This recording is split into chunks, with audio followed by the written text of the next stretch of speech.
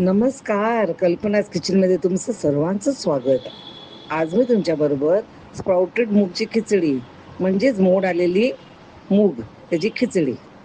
साहित्य काय आहे तर तांदूळ, मूग, कांदा, बस. एकदम सोपी रेसिपी आहे. इथे मी आणि कुकरमध्ये करणार आहे. मी इथे कुकरमध्ये तेल घेतले, त्याच्यामध्ये आता मी जिऱ्याची फोडणी घातली, हिंग घातले आणि मग एक कांदा मी उभा चिरलेला होता तो घातले. तर कांदा पण चांगला परतून घेऊया, म्हणजे तो सगळ्या खिचडीवर सगळं एकजीव होईल असा. आता मोड आलेले मूग आपण नेहमी आमटी करतो, नाहीतर असं काहीतरी करत असतो.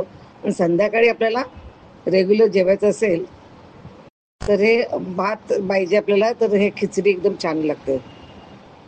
थोडी पौष्टिक आहे आणि टेस्टी होते. आता इथे मी तांदूळ घातले. तांदूळ मी स्वच्छ धुवून घेतलेले होते 2 वेळा आणि ते घातले. आणि आता हे मूग स्प्राउट मी मोड आलेले आहेत.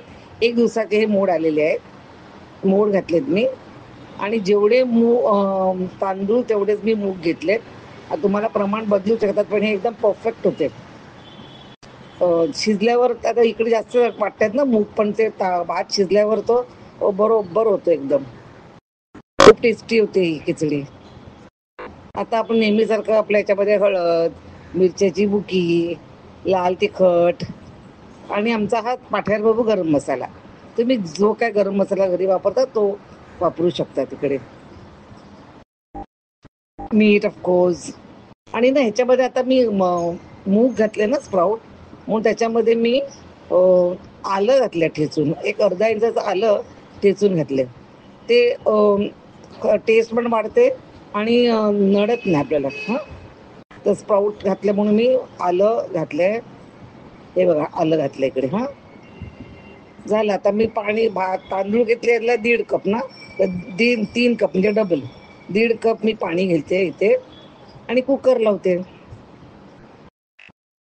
आपण मुगाचं काय बघायचं नाही, आपण तांदूळ घेतो त्याचा डबल आपण पाणी घ्यायचं. खूप सोपी रेसिपी आहे ही. आणि आता कुकर मी लावेन आणि कुकर लावल्यावर आपल्याला तिकडे थांबायची पण काही गरज नाही किचनमध्ये. 3 शिट्या झाल्या की आपण बंद करायचा.